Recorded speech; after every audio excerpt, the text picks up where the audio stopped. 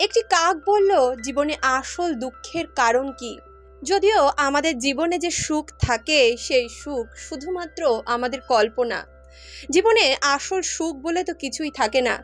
যা থাকে তা দুঃখের প্রারম্ভ মাত্র। এখন প্রশ্ন হলো, এই দুঃখের মধ্যে সব থেকে বড় দুঃখ কি? আমরা কিভাবে বুঝবো যে এটা আমাদের জীবনের সব থেকে বড় দুঃখ? আমরা কিভাবে এটা চিনতে পারবো?